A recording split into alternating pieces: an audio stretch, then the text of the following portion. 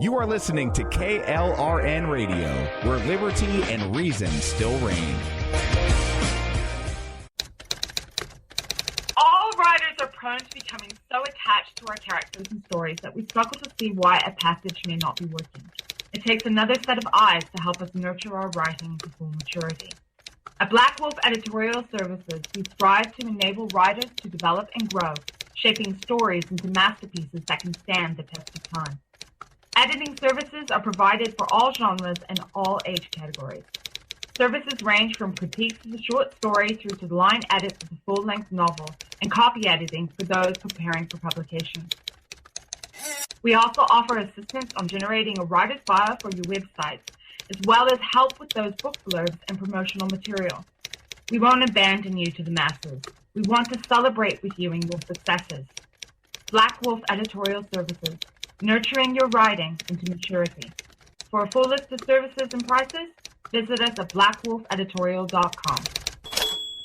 Individuals and businesses with tax problems, listen carefully. Do you feel like you're losing control over your finances? If you owe over $10,000 in back taxes or have unfiled tax returns, we can help you take back control. The IRS is the largest and most aggressive collection agency in the world, and they can seize your bank account, garnish your paycheck, close your business, and file criminal charges. Take control of your tax problems now by calling the experts at Tax Mediation Services and take advantage of the Fresh Start program and new laws that may allow us to negotiate a settlement for the lowest amount possible. Our team of tax attorneys and enrolled agents can stop collections and get you protected so you can take control of your financial future. Tax Mediation Services is accredited by the Better Business Bureau. Call now for a free case review and a price protection guaranteed quote. Call Tax Mediation Services now at 800-610-9050.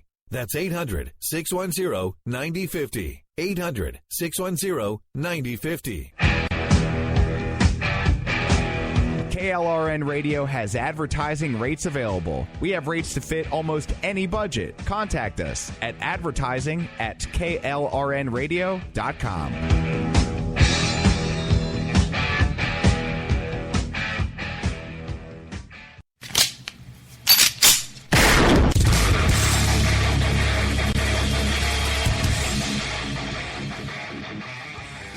This is Slickery Trigger for Rebel Road Tactical. With proper care and feeding, your pistol will be ready when you need it, there to save your life. Shouldn't your gear be that good? Whether you need a holster for comfortable everyday carry or a tough-as-nails holster for your next training course, Rebel Road Tactical has what you need. Check us out on the web at rebelroadtactical.com. Tired of paying outrageous prices for Viagra? Well, we have great news for you. Now you can finally get Viagra at huge discounts. Healthy Man allows you to save up to $500 on Viagra. Why pay U.S. pharmacy prices of $15 per pill or more when you can get Viagra for less than $3 a pill? Call today and get 40 Viagra pills for only $99. This can cost as much as $600 at your local pharmacy. You can't afford not to call us. If you want Viagra at the lowest prices, never pay $15 a pill pharmacy prices again. Get Viagra for less than $3 a pill. Call 1-800-516-7602 today and save up to $500 and get 40 pills for just $99. Healthy Man is fast, easy, and affordable. Operators are waiting at 1-800-516-7602 to take your call right now. Call 1-800-516-7602. That's 1-800-516-7602. Again, 1-800-516-7602.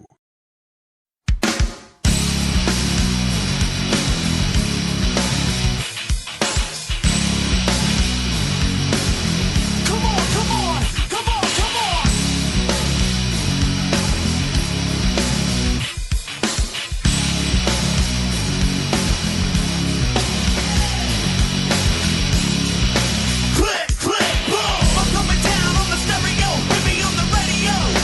Click, click, boom.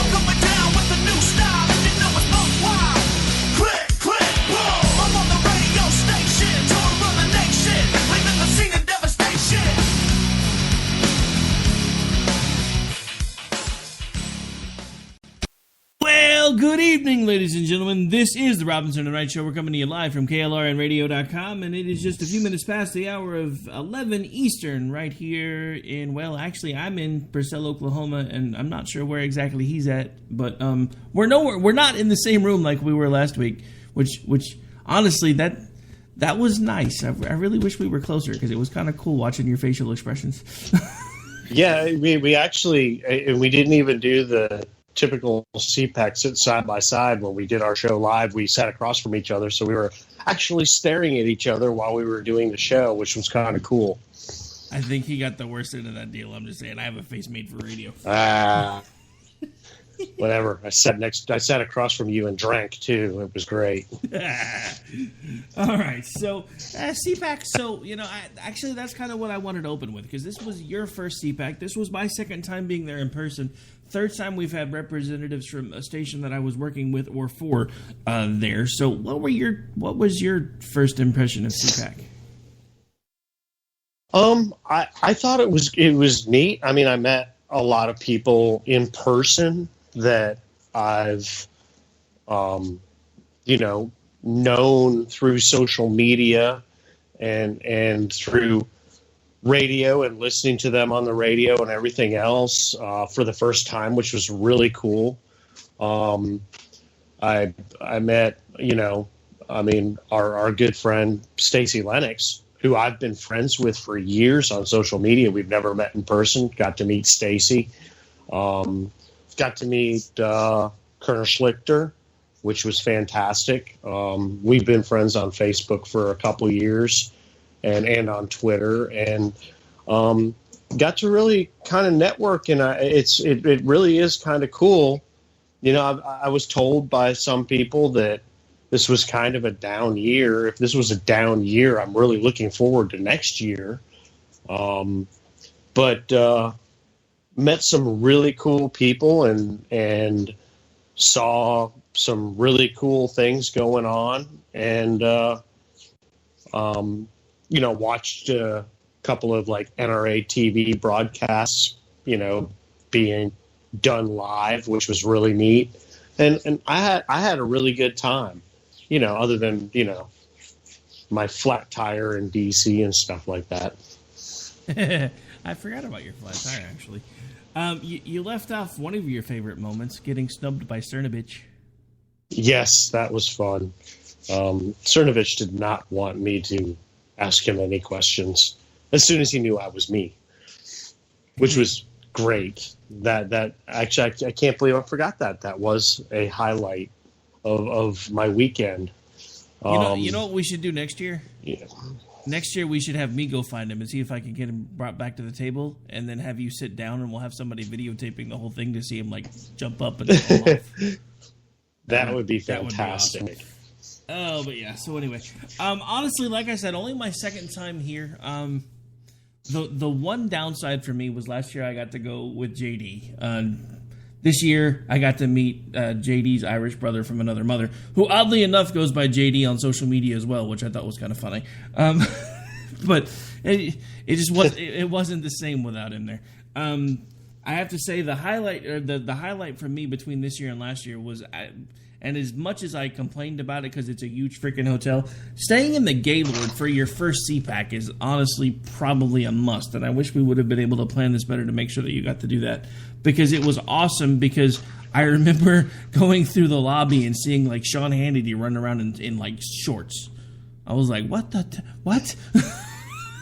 And it was just weird because you would see people that you didn't recognize because, you're used to seeing them with tons of makeup and everything else on, but they're actually staying in the hotel for CPAC. Now, of course, that wouldn't have worked out this year because Hannity left because of Combs, which I'm really irritated about what the media has done to Combs' memory and Combs' family since his passing, because they were not very nice to him at all. No, and to be honest with you, he, though a liberal, he was, God, it sucks to say that, but he was one of my favorite media personalities. He always had a great sense of humor about himself, and his arguments were always smart. They weren't crazy, over the top, anything. I every time I could catch him when I had XM in my truck, which I don't at the moment. I mean, I loved listening to him on Fox News Radio, and just a great guy. And listening, I actually had a liberal tell me, well, he just wasn't liberal enough. And I think that comes from the fact that he was on Fox News, which kind of bothers me. And I'm not a huge Fox News fan, to be honest, but the guy had a great career going for himself. And just because he's on Fox News, it's just like, I mean, be honest with you, I like Juan Williams. I don't agree with most of what he stands for or says, but I like him. He has a sense of humor, and he has an intelligent argument for everything. Sometimes he drives me a little crazy, but we need that. We need both sides. And that's the one thing I think Fox News does well, is they don't just have somebody that comes on every once in a while. They have guys that are the opposing viewpoint that are on the payroll.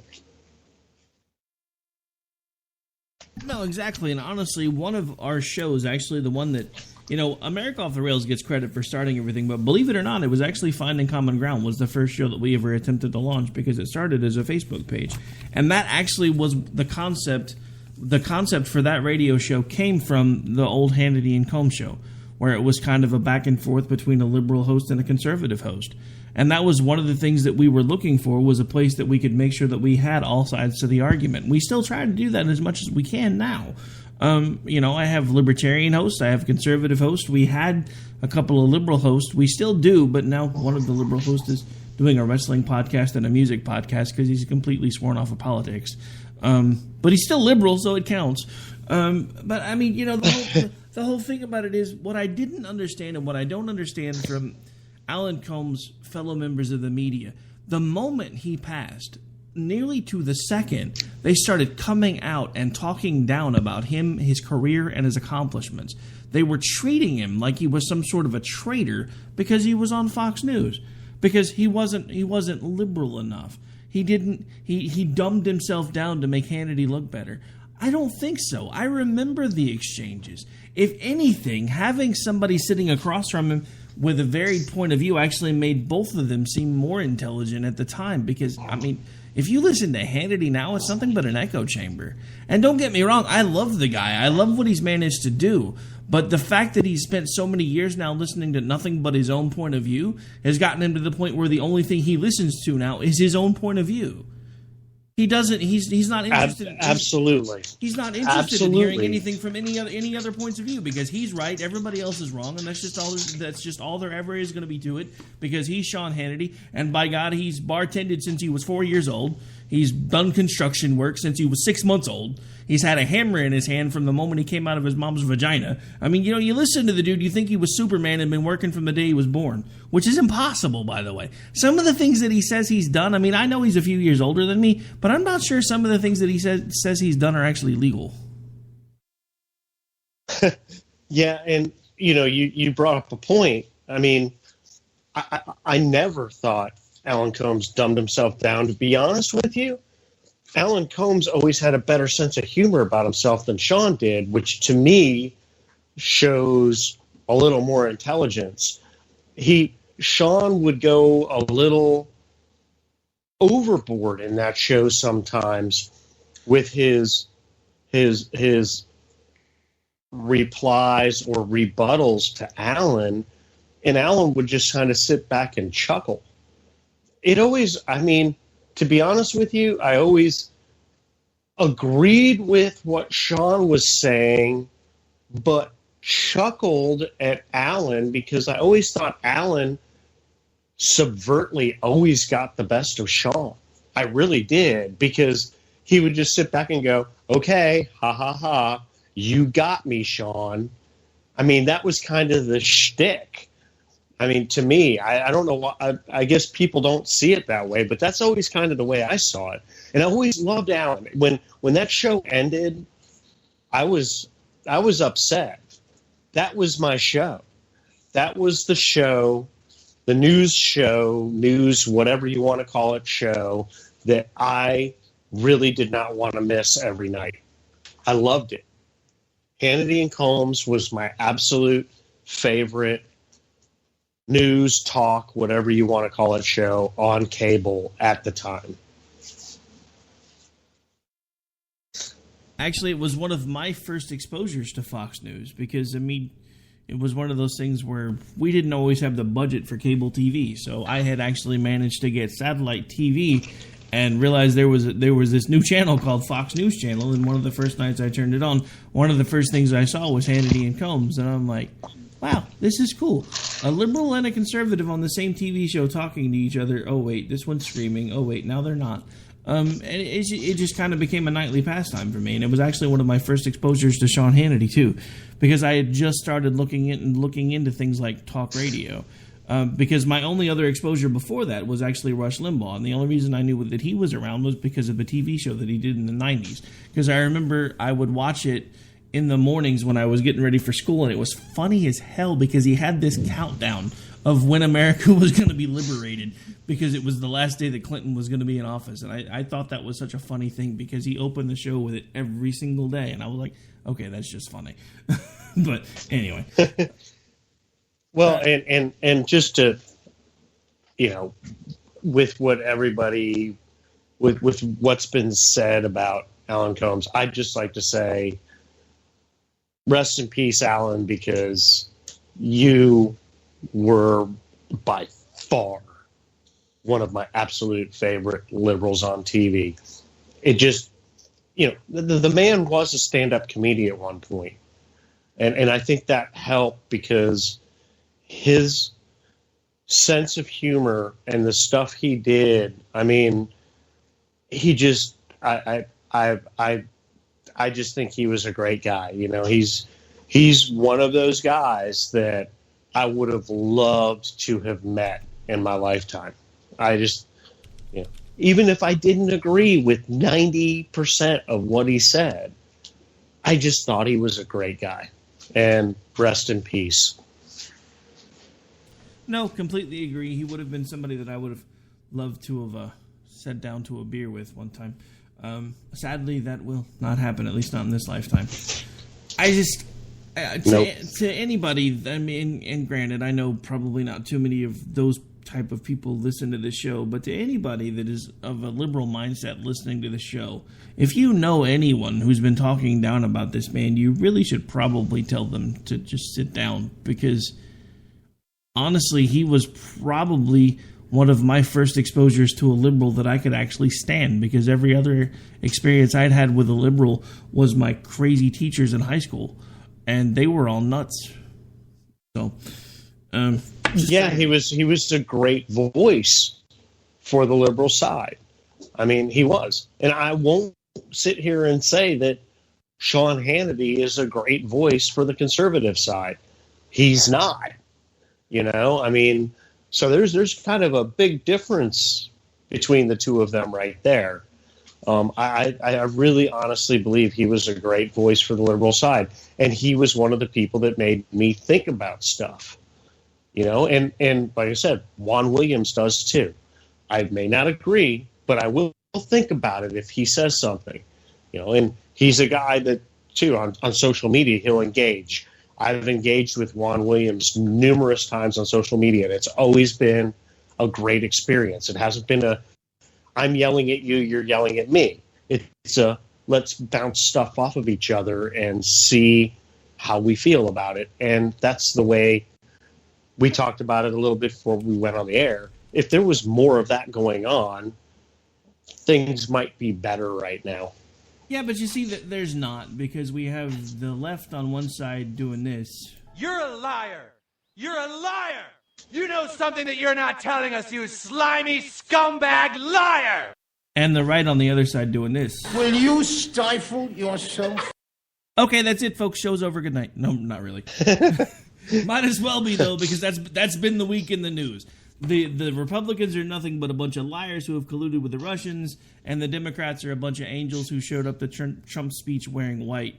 Oddly enough, people started floating memes of like the 1960-something Democratic rally, which actually was a KKK rally, and they're like, is this the real reason they were wearing white at this? I'm like, I'm not sure I want to go there, but it was a little weird to see them wearing white. Yeah, it's insane to me, because look, for any politician that is actually doing their job to say that they've never met with another country's ambassador, they're lying to you. I mean, there are pictures coming out all over the place of all of these people that are saying that they've never done anything like what they've seen from this administration, where they've done just exactly what they're talking about this administration doing. It's called politics. Why would a sitting senator not want to meet with a Russian ambassador? Why would that be a bad thing? They're supposed to do that. And everybody's talking about the fact it's their job. Exactly. I mean, everybody's talking about this Russian ambassador who's been like all over the place and meeting with everybody, and they're like, well, and I'm just sitting here going, well, of course he's meeting with everybody. He's doing his job. That is the point of an ambassador. You meet with the other country's ambassadors, you meet with some of the other country's representatives, you talk to them, you get a feel for what they think about what you guys are doing, they get a feel from you. But this whole idea that, oh my God, the Trump administration has been talking to the Russians. We have a phone in the White House that still connects directly to the Kremlin. We're supposed to be talking to the Russians. Yeah, I mean, it's... Look up the definition of ambassador. As soon as a senator is on a committee that has anything to do with foreign policy, that senator becomes an ambassador. Ambassadors talk to each other. The ambassador from this country talks to the ambassador from this country. That's the way it works. And I have no problem with any of the Democrats talking to ambassadors from other countries. Like I have no problem with any of the Republicans talking to ambassadors from other countries. It's not... You stop with the conspiracy theories. There's this crazy conspiracy theory with the quote unquote resistance that I really think they're getting to the point that they really think we're going to be annexed into the new USSR. That's what I think. That's what I think they think. That by the end of the Trump administration, we are just going to become part of the new USSR. I hate to point this out, but we probably would have had a better shot at that under President Bernie Sanders. Or President Hillary Clinton, because, let's not forget this whole uranium situation that nobody's talking about. Right, but no, that doesn't mean anything because she didn't win, so it doesn't matter. Whatever. I mean, along with this whole thing, because, we're starting to see all these bits and pieces coming out about all of these different steps that the Obama administration took to make sure that these Russian connections remained in the forefront until well after the Trump administration took over power. So there's some of this that's starting not to sit well with me. Because first of all, we have a sitting administration that seems to be digging up everything they could on an incoming administration. And then, every other... now, correct me if I'm wrong, and you're welcome to on Twitter at AOTR_host. As far as I know, pretty much every sitting president since the dawn of this country, when they were done with their elected time in office, they returned to their home state, and they kind of just quietly went away. Now, some have done a better job of the quiet thing than others, but they've pretty much all gone away. Not Obama. Obama's still in D.C. Obama is apparently working with people like Valerie Jarrett to do everything that he can to ensure that Trump gets impeached. Why is that? I was just going to say, it's like half of his administration went ahead and rented property in D.C., and they're all there. He's still running his administration. He's still running it.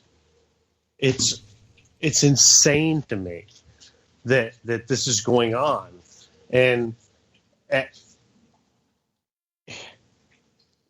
nobody wants to give the guy a chance. That's what, I didn't vote for him. I didn't support him. Neither did you.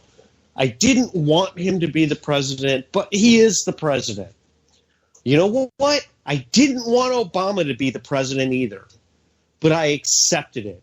I still have copies of the Washington Post, the Washington Times, the USA Today from the day the day after, really, that Obama was elected and from his inauguration. I kept those. To me, it was an historic event. I totally didn't want him to be the president, but I totally accepted it. Now I'm watching this, and I'm not only watching the left, but I'm watching the bunch of the quote-unquote right, quote-unquote Republicans, quote-unquote whatever you want to call them, sit there and literally say that he cannot do anything right. I don't care what he does. I don't care if he makes it so that everybody in this country is out of poverty and ISIS goes away and the whole immigration system is restored. None of it's right. None of it's right because he's Trump. That's starting to really bug me. Jesse Waters interview the other day. This Jesse Waters interview, he asked a guy, he said, is there anything that President Trump can do right? The guy said, nope, he can't do anything right. Nothing he wants to do is right. And Jesse said, well, what about going after ISIS and destroying ISIS? And the guy said, they haven't done anything to me. Yeah. Never mind the fact that we just found a sinkhole in one of those, Muslim countries that everybody says is so great. We found a sinkhole that ISIS has been using as a mass grave for God knows how long. They don't even know how many people are in this hole. They just know that it's full. Yeah. But they didn't do anything to this guy. So it's okay. That's the mindset. That's the mindset. If it doesn't affect me personally, I don't care. Well, you know what? It may affect you personally, dummy. It may affect you personally. It just hasn't yet. Oh, boy. I don't understand the liberal mindset when it comes to a lot of those things. And maybe it's because, because I hadn't listened to it in a while. After I did the show last night and I had the interview that I played with Evan that we did at CPAC, I went back and I listened or watched his YouTube video, the one that started it all. And honestly, never knew he had that long a hair. I guess it's been a while since I've watched that video. Every other picture I've seen of him, he's been kind of close cropped and everything else. He actually reminded me of he had the hairstyle of the doctor from, the original Independence Day movie, the one that was played by Brent Spiner, when he had the really long crazy hair. When the first shot of the video, because it's one of the first generation YouTube videos, it was kind of grainy, and from the side I was like, is that Evan Sayed or Brent Spiner? But anyway, I went back and I watched some of that video again, and he's talking about a lot of the same things that we're talking about right now. The fact that the left seems to rationalize, idealize, and almost romanticize things that will eventually destroy them, because as long as it doesn't affect them personally, they don't see any harm in it. It's no different than these same people that are telling us that we should and we need to open all of our borders. We don't need borders. We don't need immigration policies. We don't need things like that because it's not required. But these same people lock their doors at night because they understand that bad things can happen, but they think that by throwing open all the doors and windows in the United States of America, just letting anybody that comes in and wants to come in, that's going to be a good thing. I don't understand the disconnect. And the disconnect is not getting better, it's getting worse. We now have the party of science, because that's been the Democrats for a long time. Oh, all you anti-abortion people, you're just nothing but a bunch of hypocrite Christian creationists, and science has proved there is no God, and blah, blah, blah, blah, blah, blah, blah. But now that, science can prove that there are two genders in the human species, gender's a myth. How does that work?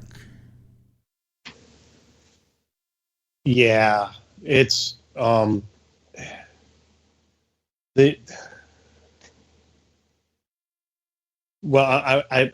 to jump back here a little bit too. That's really fine. quick, I kind of went all because over the place. So. No, something that you said that Evan kind of reminds me of a conservative George Carlin.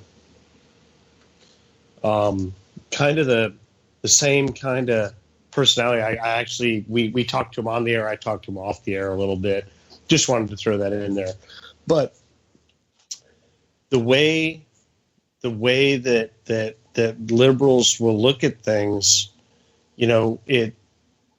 watching these award shows, and you've got all of these people that liberals idolize up there, just using that platform where they're being awarded for their work, and they're using the platform for political purposes, and especially with the Oscars, with the whole immigration thing. But then these people are going home to their gated, guarded houses.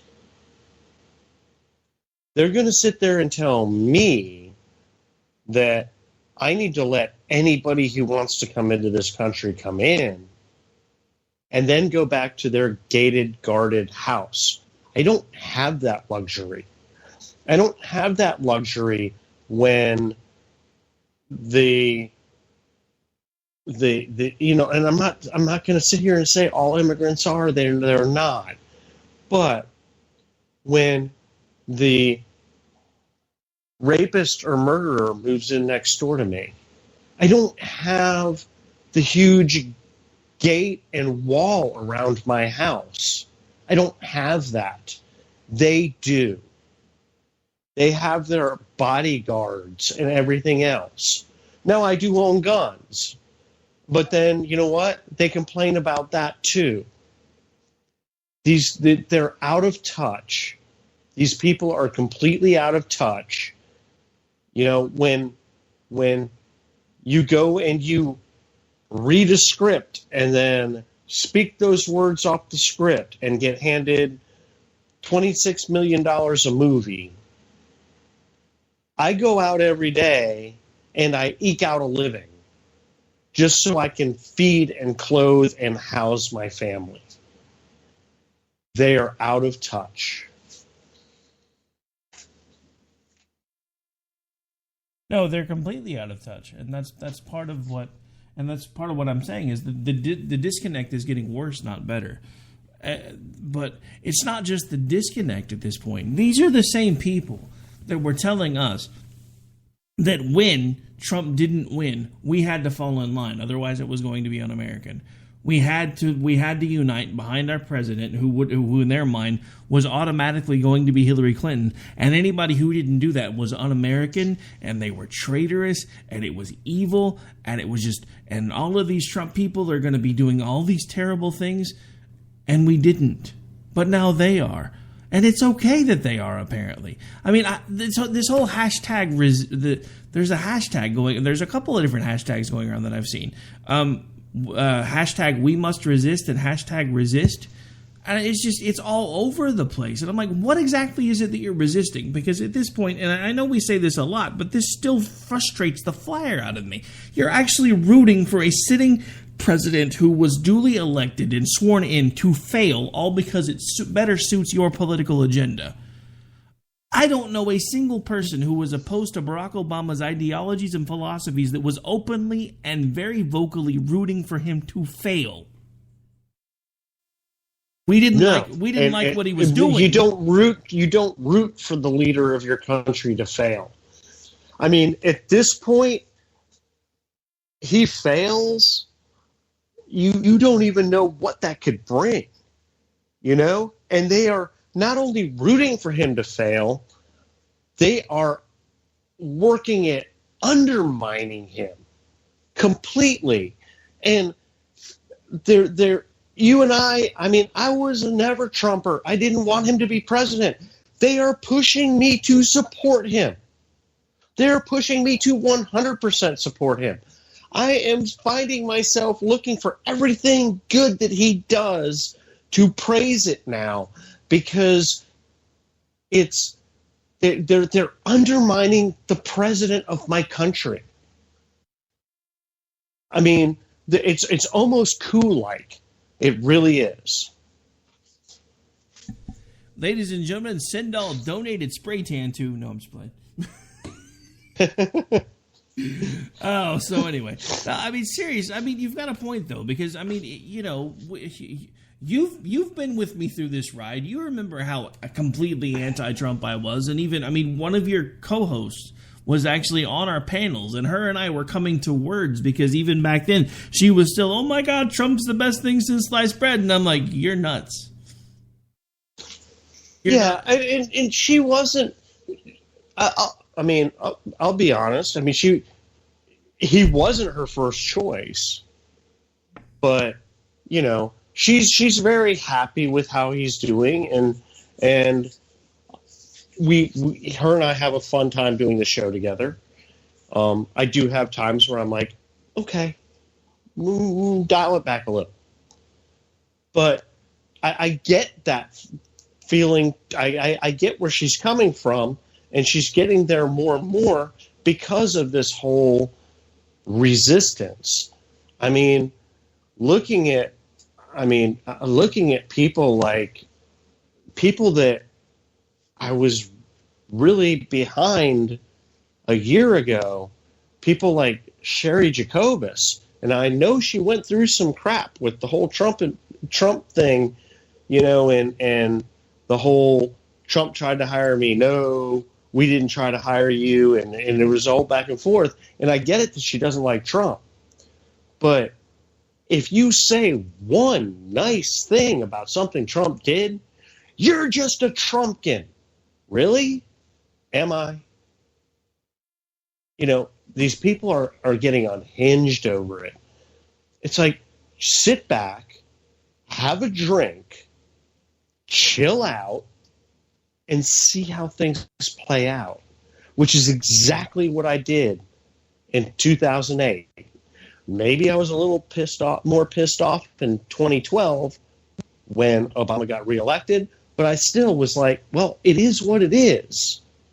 You just got to sit back, speak your mind when you feel you need to, say he did a good job when he does a good job, which wasn't very often, but when he did something that I liked, I was not afraid to say, hey, that was pretty good right there. Sit back and chill out. Stop telling everybody that used to defend you that they're Trumpkins because they liked something he did. So I realize we've both been ranting so much that we've blown past the first break, so we need to get that out of the way real quick. But speaking of you being a Trumpkin, there's rumor going around about this one time at band camp where you went full Trumpkin, but I guess that's a story for another day. No, I'm just playing. All right, so we'll be back here in about 4 minutes, folks. We got to pay some bills. This is the Robinson and Wright Show. You're listening to us live on Friday night, and if you don't have a drink in your hand, there's something wrong. So fix that before we get back.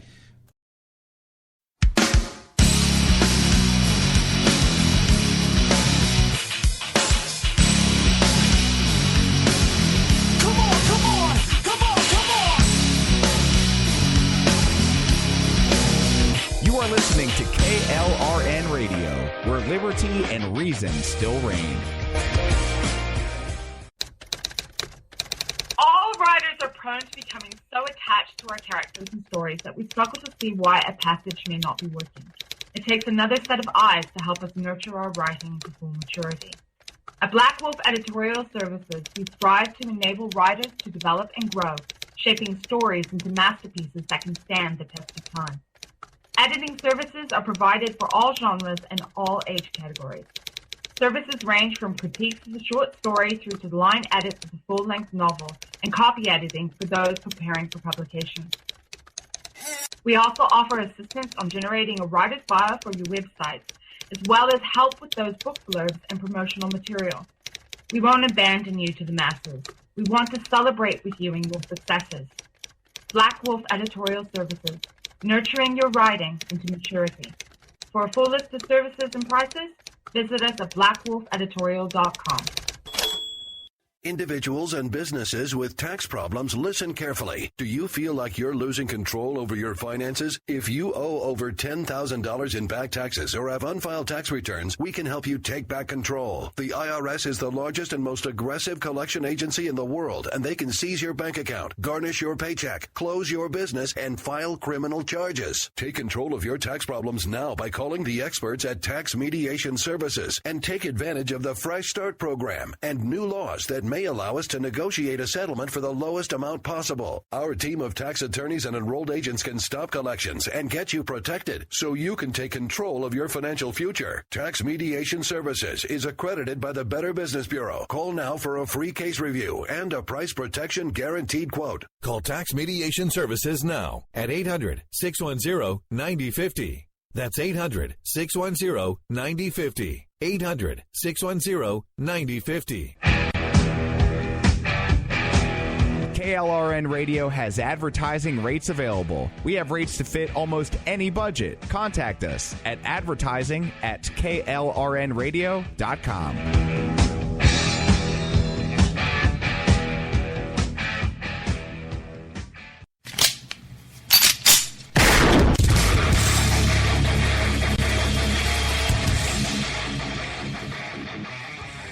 This is Slickery Trigger for Rebel Road Tactical.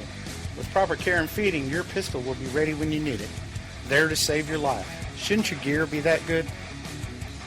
Whether you need a holster for comfortable everyday carry or a tough-as-nails holster for your next training course, Rebel Road Tactical has what you need. Check us out on the web at rebelroadtactical.com. Tired of paying outrageous prices for Viagra? Well, we have great news for you. Now you can finally get Viagra at huge discounts. Healthy Man allows you to save up to $500 on Viagra. Why pay U.S. pharmacy prices of $15 per pill or more when you can get Viagra for less than $3 a pill? Call today and get 40 Viagra pills for only $99. This can cost as much as $600 at your local pharmacy. You can't afford not to call us. If you want Viagra at the lowest prices, never pay $15 a pill pharmacy prices again. Get Viagra for less than $3 a pill. Call 1-800-516-7602 today and save up to $500 and get 40 pills for just $99. Healthy Man is fast, easy, and affordable. Operators are waiting at 1-800-516-7602 to take your call right now. Call 1-800-516-7602. That's 1-800-516-7602. Again, 1-800-516-7602.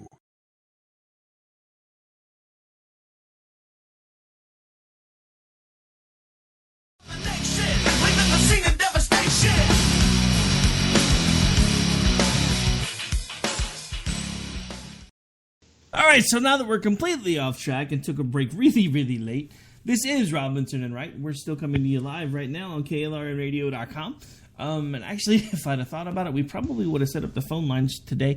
We will probably do that next week now that I've actually figured out what was causing the issue. Just to see if maybe we can start drumming up some interaction, maybe, hopefully. So still lots of things to talk about, lots of things going on in the news, and we are just about done with the first hour, so this will be an abbreviated segment. So since it is an abbreviated segment, this would be a perfect time to get something out of the way, because for those of you who may not know, today is the anniversary of the Star Spangled Banner. So I have an excuse to play a song that was given to us specifically for the station to use. So happy birthday to the Star Spangled Banner. To our acoustic version of the Star Spangled Banner here on KLRN Radio, where liberty and reason still reign.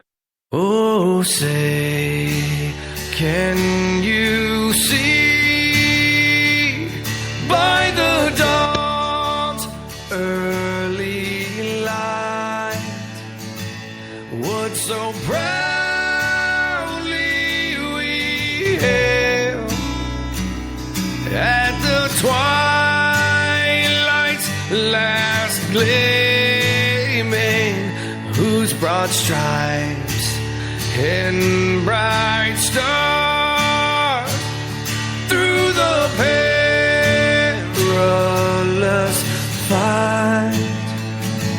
Oh, the ramparts we watched were so gallantly streaming, and the rockets right there, the bombs bursting in air, gave proof through the night that our flag was still there. Oh, say does that star-spangled banner yet wave o'er the land of the free, and the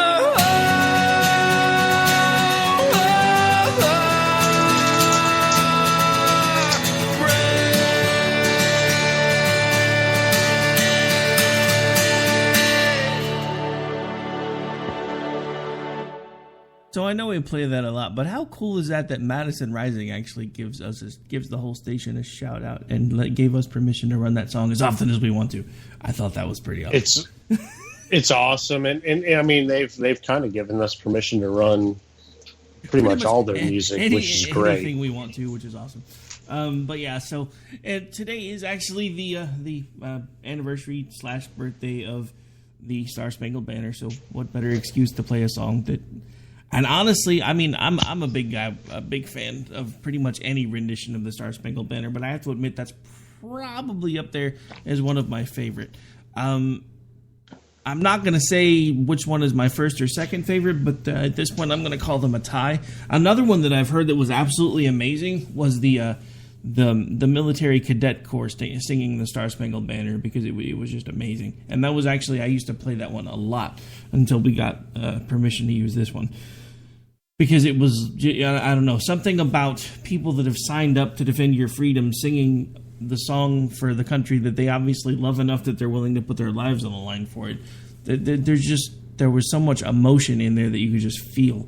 And I actually still like to go back and listen to that one from time to time. They actually did it, I think it was like Super Bowl 45, I think maybe. It was 43 or it was 43, 44, 45.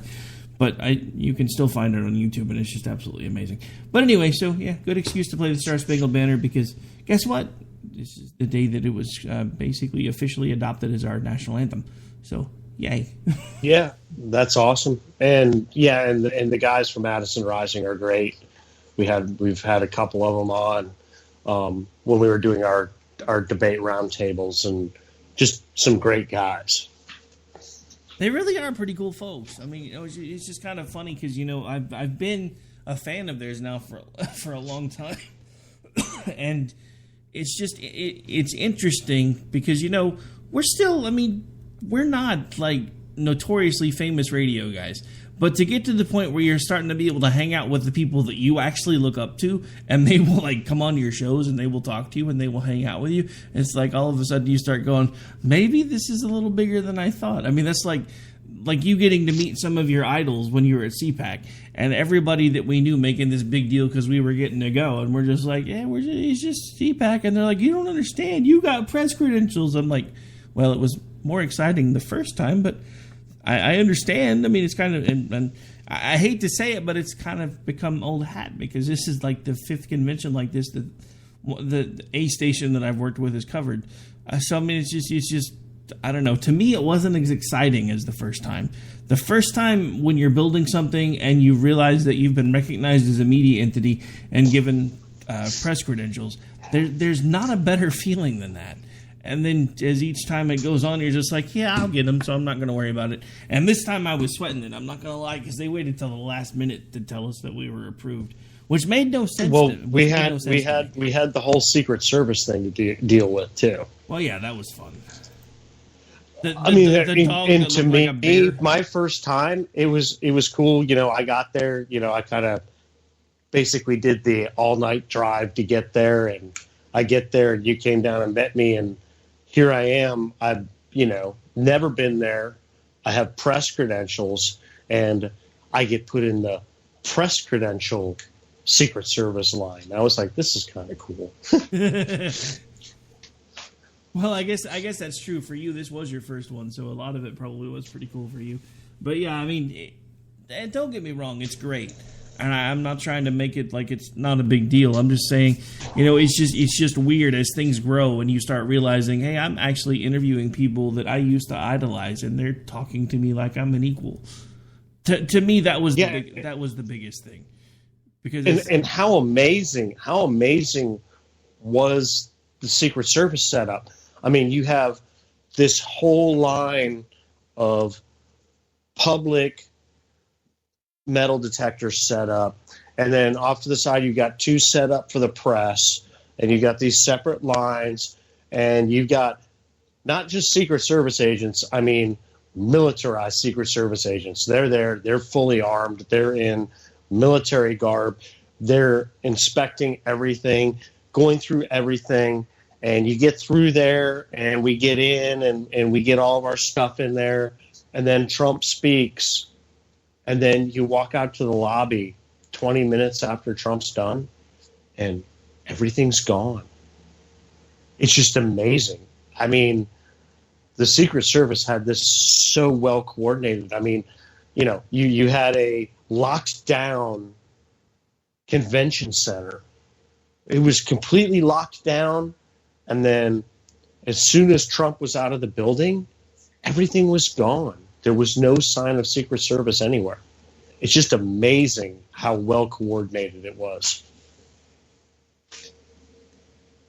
Yeah, well, that was probably one of the only things that could be considered well coordinated. but that's yeah, we had a couple table issues. We only ended up with 3 hours of table time on the first day we were both there. Yeah. But we had all day Saturday.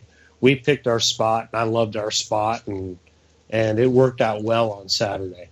No, it worked out really, really well on Saturday. And actually, one of the things that I was going to try to play tonight, but I didn't have time to coordinate with Ann, who did all the work with us there and ran everything back and forth and was hooking into the mults and making sure that all the audio got captured, etc.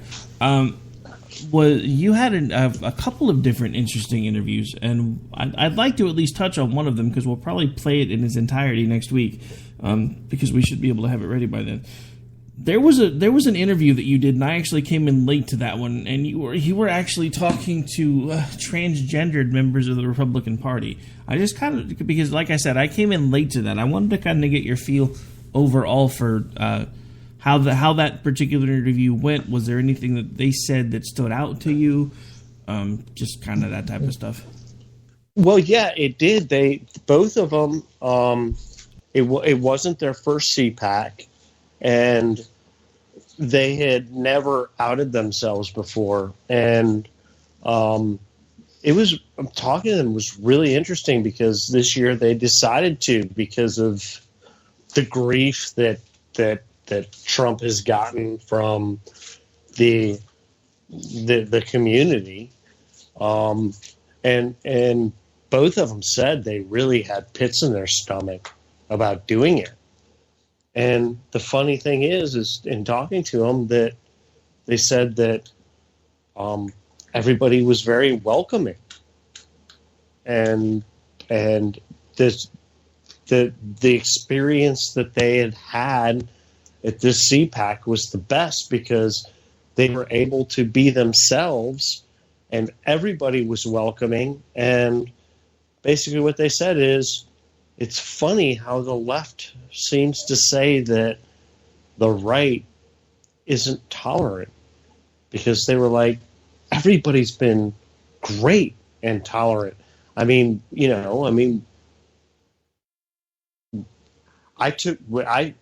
literally took the interview cold. I basically sat down with them, had never met them before, hadn't talked to them, and set it up. And they were fantastic, and they're conservatives. They're transgendered conservatives. It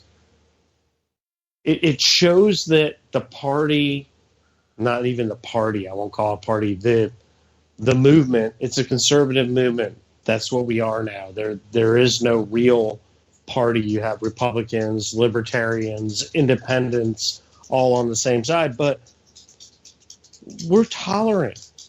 I mean, if you believe in the government being what really the Constitution said, then you really are the tolerant ones. I mean, the Constitution is all about individual freedom. And that's what I'm about. You do whatever you want to do.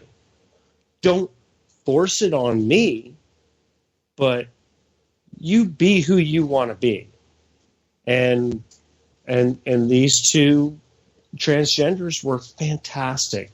And it was a good interview. I mean, it was kind of cold. I hope it translates good, because I kind of sat down and didn't even know who I was interviewing when I started it, other than their names. That was about it. But it was a great interview, and I loved that they were there, and I loved that they were accepted, and that they had the courage to come out. Like I said, they had been to multiple CPACs and had always been afraid to come out, and they came out and were totally accepted, and I think that's a fantastic thing. Yeah, I mean, and that's one of the reasons why I kind of wanted to get your take on it, because I don't know. The interesting thing to me, and I've seen, there are some more outspoken gay conservatives on Twitter that will occasionally they'll do like a diary update through Twitter, and it'd be like day number 44. As of this date, not currently chained to an electric chair and haven't yet been put in an intern camp, and I'm still gay. Yeah, well, and another another guy I met at CPAC who I've followed for quite some time, and he's followed me on Twitter is Scott Pressler, and I know he's very anxious to come on and do an interview with us, or do an interview with Susan and I, or do an interview with both. And he's a millennial. He's in his 20s, and he's a gay Republican, and a very big Trump supporter. But I got to meet him after, following him and everything else on Twitter, and what a great guy. I mean, we sat down.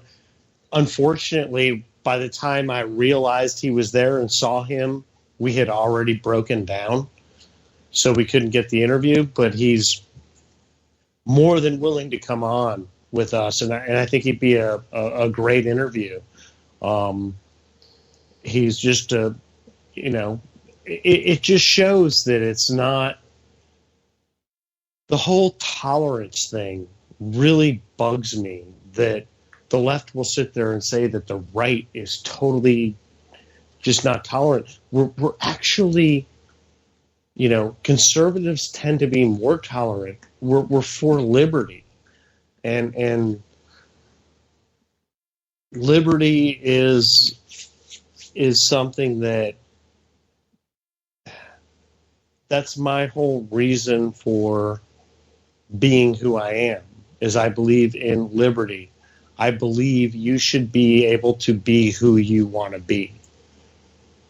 The left says you should be able to be who you want to be as long as we approve of who you want to be. That, to me, does not sound very tolerant. Well, that's just it. they're the group that tells everybody they're tolerant, unless or until you say something that they don't agree with.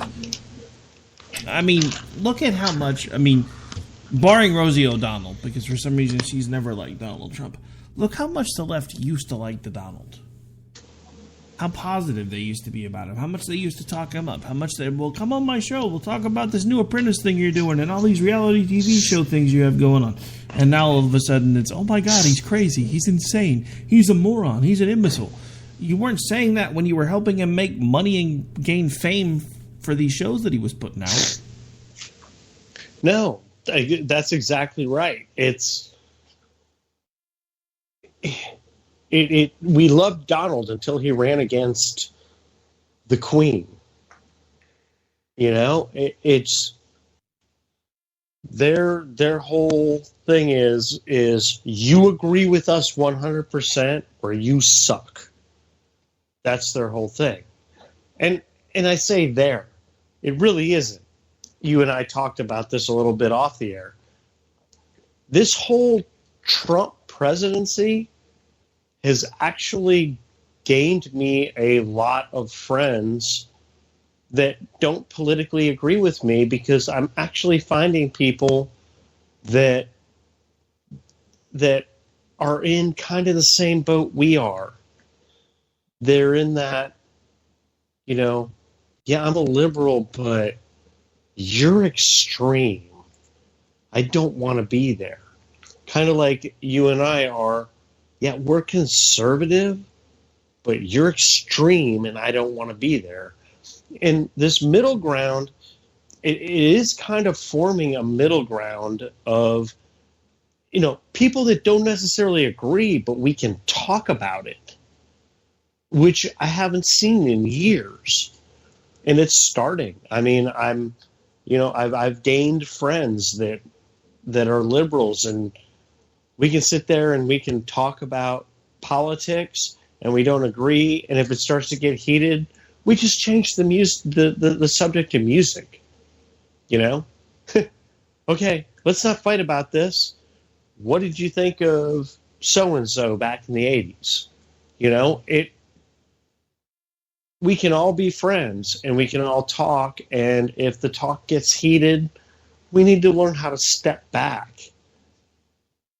We've lost that. We've lost that step back. We don't hate each other. We just don't necessarily agree. All right. Well, believe it or not, we've already hit the top of the next hour, so we've got to take another really quick break. When we come back, a couple of the things I want to get Dan's take on, because there was a speech that happened this week. Kind of want to get your feedback, your take. Have you seen any of the speech? What did you think of the speech? That type of stuff. But we'll talk about that when we get back. This is Robinson and Wright. We're going to take a really quick break. We'll be back in about 4 minutes.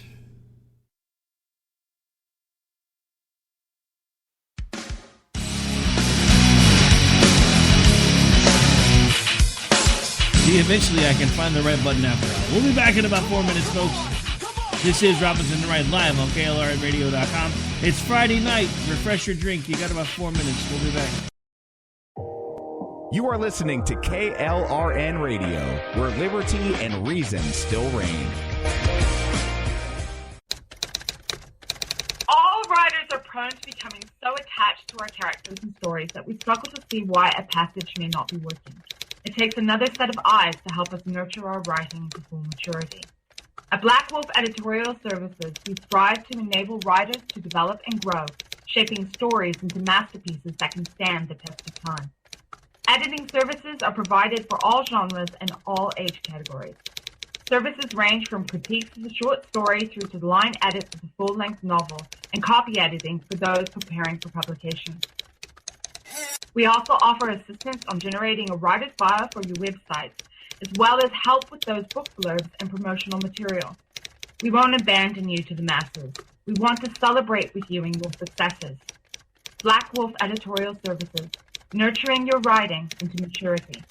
For a full list of services and prices, visit us at blackwolfeditorial.com. Individuals and businesses with tax problems, listen carefully. Do you feel like you're losing control over your finances? If you owe over $10,000 in back taxes or have unfiled tax returns, we can help you take back control. The IRS is the largest and most aggressive collection agency in the world, and they can seize your bank account, garnish your paycheck, close your business, and file criminal charges. Take control of your tax problems now by calling the experts at Tax Mediation Services and take advantage of the Fresh Start program and new laws that may allow us to negotiate a settlement for the lowest amount possible. Our team of tax attorneys and enrolled agents can stop collections and get you protected so you can take control of your financial future. Tax Mediation Services is accredited by the Better Business Bureau. Call now for a free case review and a price protection guaranteed quote. Call Tax Mediation Services now at 800-610-9050. That's 800-610-9050. 800-610-9050. KLRN Radio has advertising rates available. We have rates to fit almost any budget. Contact us at advertising@klrnradio.com.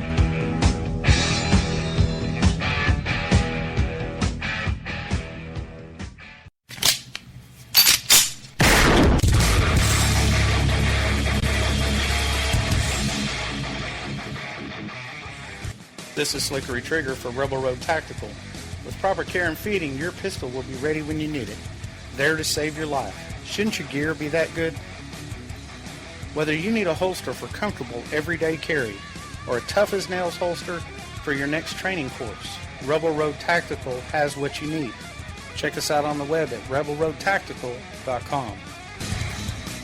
Tired of paying outrageous prices for Viagra? Well, we have great news for you. Now you can finally get Viagra at huge discounts. Healthy Man allows you to save up to $500 on Viagra. Why pay U.S. pharmacy prices of $15 per pill or more when you can get Viagra for less than $3 a pill? Call today and get 40 Viagra pills for only $99. This can cost as much as $600 at your local pharmacy. You can't afford not to call us. If you want Viagra at the lowest prices, never pay $15 a pill pharmacy prices again. Get Viagra for less than $3 a pill. Call 1-800-516-7602 today and save up to $500 and get 40 pills for just $99. Healthy Man is fast, easy, and affordable. Operators are waiting at 1-800-516-7602 to take your call right now. Call 1-800-516-7602. That's 1-800-516-7602. Again, 1-800-516-7602.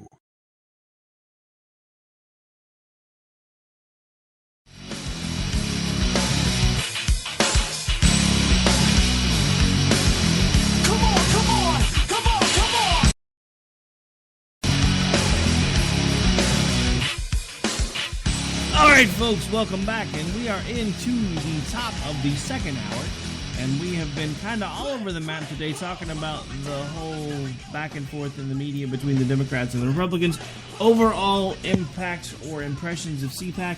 Now we're going to change gears a little bit because I just realized Dan and I haven't done a show since this latest Trump joint session speech. So did you happen to see any of that speech or hear anything about it? I did. I watched most of it. Here's a little bit of what drove me crazy about it, is that no matter, it goes back to the no matter what he says, it doesn't matter. Because I won't sit here and say he believes 100% in everything he said. He's now a politician. He is a politician. But I thought the speech was good. I won't say great.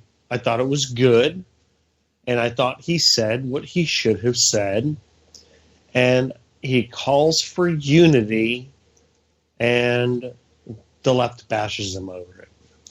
What is he supposed to do? What exactly is the man supposed to do? Is he supposed to say, no, screw you, I don't want unity? Or is he going to say, hey, look, I'm reaching out to you, I want unity? No matter what he says, they're going to bash him for it, which is exactly what happened. I think he said what he needed to say. I think he sounded very presidential for once. And Everything about the whole speech, including the widow, was destroyed by the left. He's not going to be able to say anything that isn't destroyed by the left. It's interesting that you bring up the speech, or the part of the speech where he had acknowledged the widow and standing ovation and everything else, because honestly, a lot of the leftist media kind of ate that up. I mean, even Van Jones was like, oh my God, at this moment he actually may have just become my president. Van Jones. But the interesting thing is, if you look through social media, there was an interesting reaction, because a lot of media folks in that moment, they got the little warm fuzzy that Chris Matthews was talking about with Obama.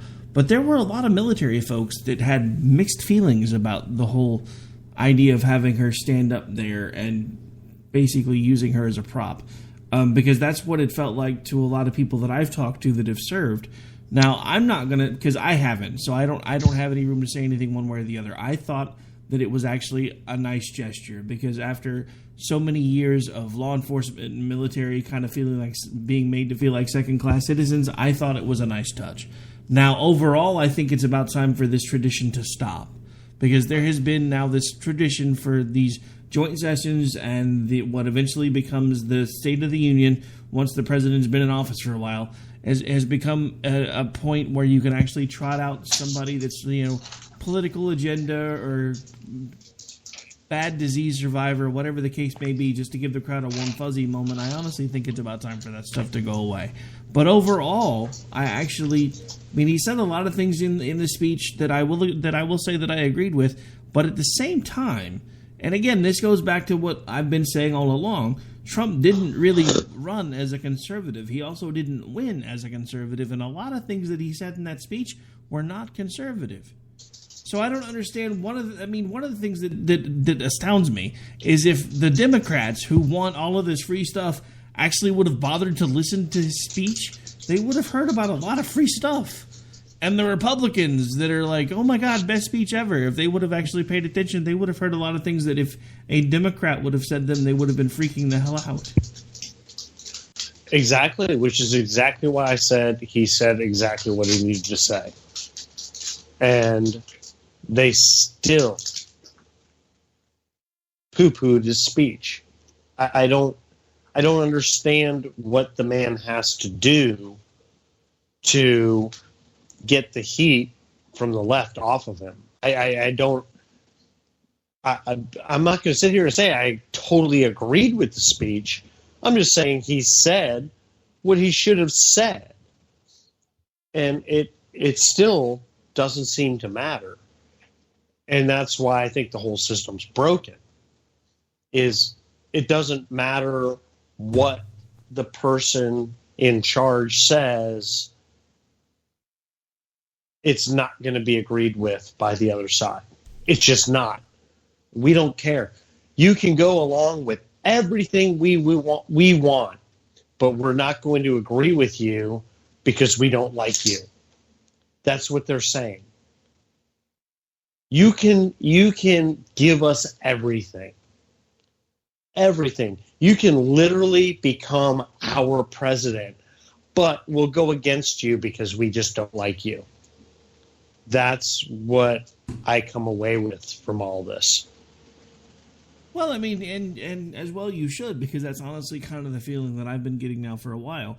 But, I mean, not to put too fine a point on it, but the right has done much the same thing. Because let's not forget, they were the ones that were screaming, give us the Senate, we'll get rid of Obamacare. Give us the House, we'll get rid of Obamacare. Give us the presidency, we'll get rid of Obamacare. Now they're not getting rid of Obamacare. They're going to put in some form of right lean down version of Obamacare, and they'll be fine with it because this time a Republican did it. I'm not fine. Yeah, and that's why I'm applauding. I mean, Rand Paul is being brilliant with this. He wants to see it. He just wants to see it. He wants to know what's in it. And he's actually, if you look at his Twitter feed, he's just like, I mean, there's even parody accounts coming up. Rand Paul's Copier is a parody account I saw on Twitter tonight. Rand Paul's Copier. I'm normally in Rand Paul's office, but right now I'm out searching for the Obamacare Light policy so I can copy it and give it to the public. That's the bio on the account. I haven't seen that. I'm going to have to go find it and follow it. But, yeah, there's a reason I wanted to bring that up, and I'm so glad that you mentioned Rand Paul. Because, while the left and the right are fighting over whether or not the Russians had anything to do with the election, who actually spends time with Russians, what the Russians had for breakfast, what color their shoelaces are, all those things that they're fighting about, there's something that nobody's talking about, and that is the fact that a Republican-led Congress is currently trying to pass a blank check budget. Yeah. Nobody's talking about it. No. They are literally wanting to extend the debt ceiling to the point where it is basically unlimited and basically wanting to just do out-of-control spending. And Rand Paul's been the only person that I've even heard mention this, other than a couple of little hints of it here and there. Nobody else is talking about it because we're too busy fighting over the Russians. Oh my God, it's the Russians' fault. We'd have Hillary Clinton if it wasn't for the Russians. Oh, don't pay any attention to this Russian thing. Everybody talks to the Russians. Blah, blah, blah, blah. But, don't pay anything. Don't just do me a favor. Whatever you do, don't look at what we're doing in Congress. Let's keep fighting about the Russians. You know who else talks about it? Somebody that should have more prominence. Austin Peterson. Yeah, well, Austin Peterson is probably my hero. Because... yeah. He was a guy that he was a guy that it looks like it's getting closer and closer. It looks like he's running for the Senate. So hopefully we can get him in there too. That would be nice. But yeah, I mean, I just want to know when we're actually going to go back to covering actual news. Because look, the one thing that's come out this week is everybody and their dog has met with the Russians. So why does it matter? The Democrats have met with the Russians. The Democrats' housekeepers have met with the Russians. The Republicans have met with the Russians. The illegal immigrants that have been running across the border to Mexico stopped and met with the Russians. So what the hell? Can we get back to focusing on the country and what's broken with the country? Because the Russians ain't what's broken with the country. We have an immigration policy that is out of control. We have a Congress that wants to spend more money than we're ever going to see. An American family cannot do what this Congress is doing. And that was what the Republicans ran on. Remember, conservatives, we're the ones that are supposed to be like, hey, if you're actually going to, buy something, you should probably be able to afford to pay for it first. That's kind of an idea, right? No, well, apparently it was when they were the minority party, but it's not anymore. Because now, these same people that were willing to crash the government to keep the Democrats from passing a debt ceiling increase of, what was it, 3-4 trillion? Now they're basically want to say debt ceiling. What debt? We have a debt ceiling? What is this? What is this thing you're referring to? There's nothing that stops us from being able to print as much money as we want to. There's no. What is this debt ceiling? That's a myth, kind of like this gender thing. Yeah, it's nuts right now. There's really not a whole lot of difference between the Democrats and the Republicans. There isn't. And that's why people like you and I are where we are. There is no difference. It's one and the same. It's we believe in this, but we will spend whatever we need to spend to get done what we need to get done. And it's got to stop. It just has to stop. I brought up Austin Peterson. And I brought up Rand Paul. I mean, to be honest with you, the most respect I have for any senator in the United States Senate right now is for Rand Paul.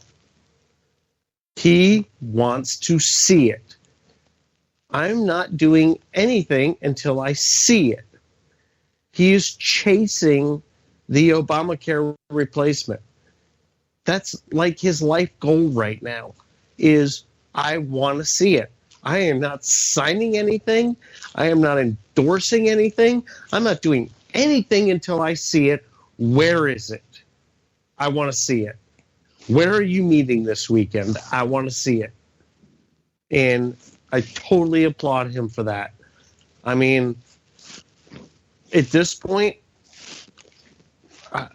I'm hoping that, because the Libertarian Party may be done.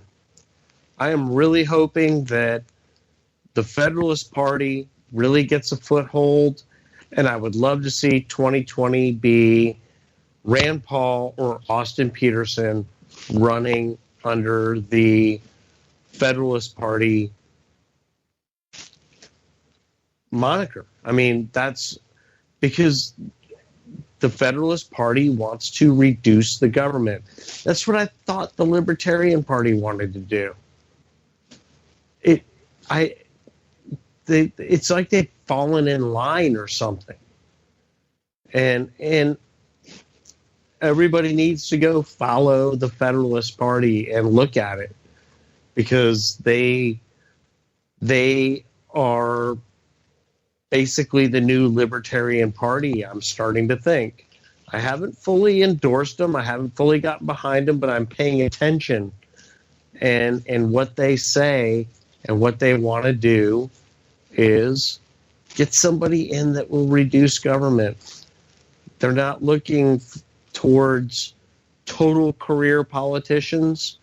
I don't consider Rand Paul a career politician, even though he kind of is right now. But he's Dr. Rand Paul, you know? And somebody like Austin Peterson, who was a businessman, and he wants to change things. This is what needs to start happening. I want to know where the stances went, because when conservatives, when the Republican Party was the minority party, everybody was willing to stand up for the Constitution and scream about how important it was and how out of control spending was going to ruin the country. And I guess one of the things that really upsets me about all of this is not only all of these things that they're not talking about that the Congress is currently trying to do, but the fact that the Trump administration is actually trying to take credit for something that is not it's not their deed to take credit for yet. They actually have been putting out a story that has been circulating for the last few weeks about how now that President Trump has been sworn in, suddenly the economy is on an uptick. But here's the problem. The budget that the economy is currently running under and the fiscal year that the economy is currently running under are the end of the Obama fiscal agenda. So Donald Trump can't really take any credit for the improvements to the economy yet, other than the few things that he's put in place. And what he's put in place hasn't been enough to account for this uptick that they're talking about.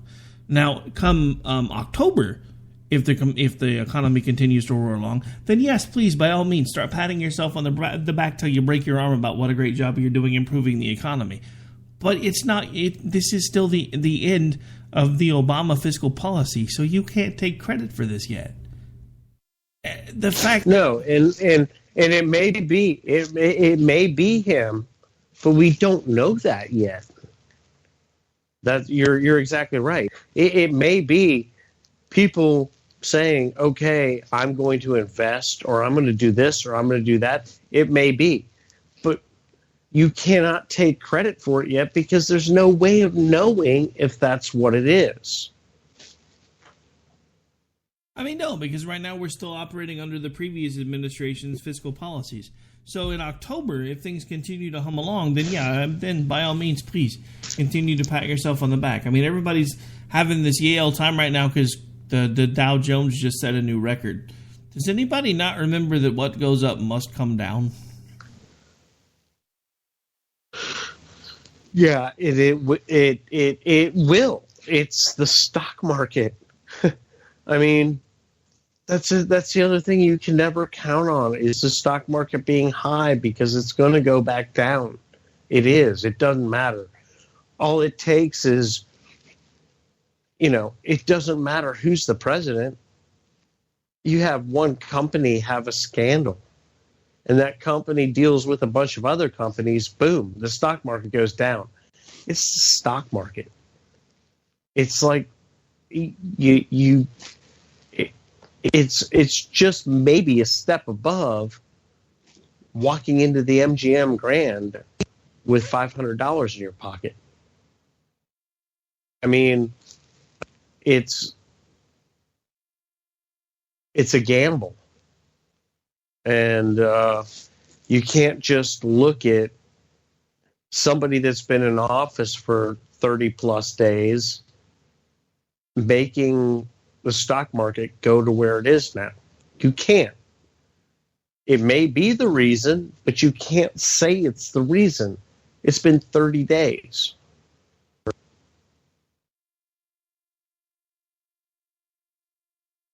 Uh-oh, did we lose you? Uh-oh. Can you hear me? No, you're there. You kind of cut out for a second, so I was afraid Skype might have got you again. Oh, boy. This is the longest I've made it into a show in a few weeks, so I think we're doing good. Knock on wood. Well, the good news is we've actually just about hit time for another break, so we might as well get it out of the way since we took the first one so late. We're going to go ahead and take the bottom of the hour break a couple minutes early. We'll be right back here in about 4 minutes. You are listening to Robinson and Wright. Don't go away.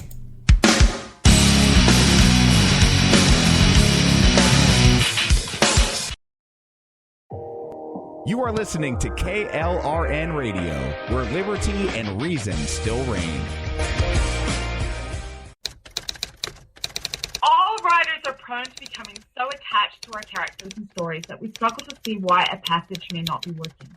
It takes another set of eyes to help us nurture our writing to full maturity. At Black Wolf Editorial Services, we strive to enable writers to develop and grow, shaping stories into masterpieces that can stand the test of time. Editing services are provided for all genres and all age categories. Services range from critiques of the short story through to the line edits of the full-length novel and copy editing for those preparing for publication. We also offer assistance on generating a writer's bio for your website, as well as help with those book blurbs and promotional material. We won't abandon you to the masses. We want to celebrate with you in your successes. Black Wolf Editorial Services, nurturing your writing into maturity. For a full list of services and prices, visit us at blackwolfeditorial.com.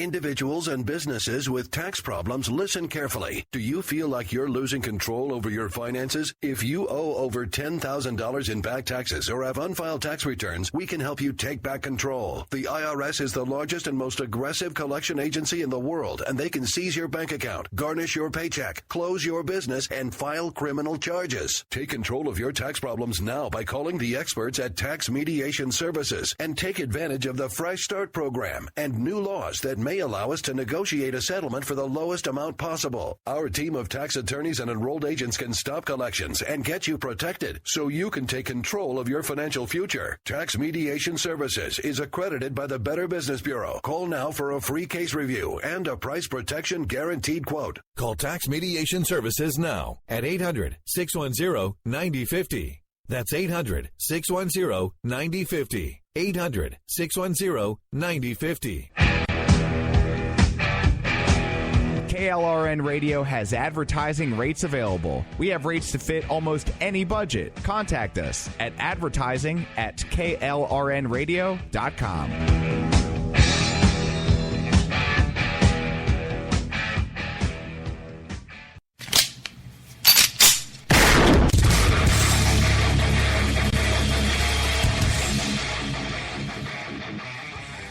This is Slickery Trigger for Rebel Road Tactical. With proper care and feeding, your pistol will be ready when you need it, there to save your life. Shouldn't your gear be that good? Whether you need a holster for comfortable everyday carry or a tough-as-nails holster for your next training course, Rebel Road Tactical has what you need. Check us out on the web at rebelroadtactical.com. Tired of paying outrageous prices for Viagra? Well, we have great news for you. Now you can finally get Viagra at huge discounts. Healthy Man allows you to save up to $500 on Viagra. Why pay U.S. pharmacy prices of $15 per pill or more when you can get Viagra for less than $3 a pill? Call today and get 40 Viagra pills for only $99. This can cost as much as $600 at your local pharmacy. You can't afford not to call us. If you want Viagra at the lowest prices, never pay $15 a pill pharmacy prices again. Get Viagra for less than $3 a pill. Call 1-800-516-7602 today and save up to $500 and get 40 pills for just $99. Healthy Man is fast, easy, and affordable. Operators are waiting at 1-800-516-7602 to take your call right now. Call 1-800-516-7602. That's 1-800-516-7602. Again, 1-800-516-7602.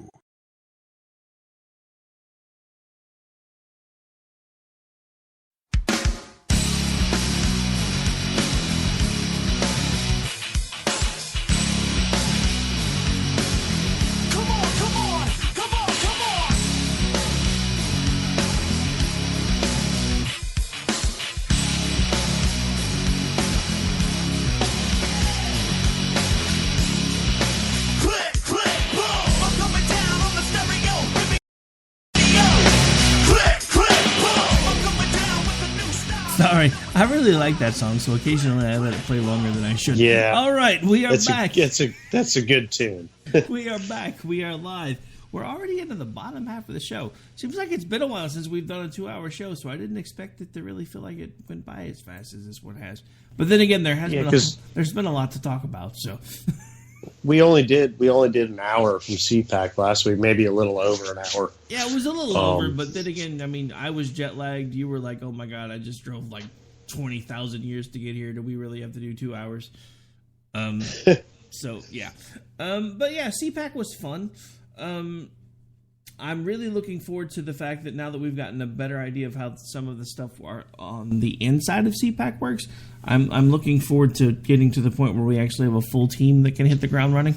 I think next year, if we can pull it off, it will probably be one of our best CPACs ever, and I'm honestly already kind of excited about it. Only because, I mean, the thing that honestly concerned me, because K98 Talk, which is the station that I helped run before, we already had press credentials, things like SRLC. We got press credentials through CPAC. We got press credentials for the RNC, but KLRN hadn't been credited yet. So that was another thing, and there's another reason why I was kind of freaking out a little bit when they kept dragging their heels about giving us the credentials, because it was like, man, I've got to get this in the system somewhere. Because once we're in there, it makes it much easier, and it makes it easier to do it in the future. So I'm really looking forward to, being able to sit down, figure out exactly how many creds we can get, figure out if maybe there's some sort of lesser cred that we can get for folks that are just going to be there as runners or helping set up equipment, etc. Because we literally want to hit the ground with our own equipment and be basically there from the time it opens to the time it shuts down as much as possible, broadcasting live. And I think we finally figured out ways to do that. But at the same time, it's just one of those things of, can we get all of the logistics in place in time? So for those of you who are members of the station and listening right now, don't panic. We're not going to start browbeating you about whether or not you can go yet, but we will actually be talking about that probably sometime in November, because that'll be when the emails start going out to see about making sure everybody gets creds, whether we're going to be able to get tables full-time, etc. But it's just one of those things where there have been a lot of things that have come together for us throughout CPAC. And again, it actually kind of remotivated me, because there for a little bit, the election was over. I've had things going on in my personal life where I was trying to see about getting a job in another location. Still haven't really heard too much about that. But, being able to sit down and just do interviews again and actually be in an arena like that where everybody's just there, and it's like back to back to back to back to back. I'd forgotten how much, you think about it, and from the outside looking in, to a lot of people, that would be a stressful situation. To me, it was a blast. Oh, yeah. Literally sitting there and being set up and having people come over and hand you their business cards and say, hey, can I come on? It's not going out and searching for people to interview. They're coming to you. I felt so horrible on Saturday after I had my flat tire and I was late getting there, and I get there and you'd already done 5 interviews on your own. I was like, wow, it's an amazing environment if you're broadcasting, because it all comes to you. You almost don't need to go look for it unless there's a specific person you want to find. It all just comes to you. And even since then, with emails that we're getting, I mean, we could set up interviews for the next 4 or 5 weeks, including my brother, by the way, my brother who wants to come on. I need to let him know we need to talk about that. And yeah, see, I'm not so sure about that. He made fun of our graphic. No, I'm just playing. But he and I, so everybody knows that when I went up to CPAC, I stayed with my brother. He lives in D.C. And he and I always have great discussions. My brother's a liberal. He's also my best friend. And we have excellent talks, and we had a long talk about UBI, and he wants to come on and talk about it. I think it'd be interesting. But the whole CPAC weekend, including my brother, brought us a lot. I mean, we're now emailing with people, and we'll be setting up interviews and people to come on both this show and my Wednesday show. And it's a great tool for somebody that's in broadcasting. Yeah, and that's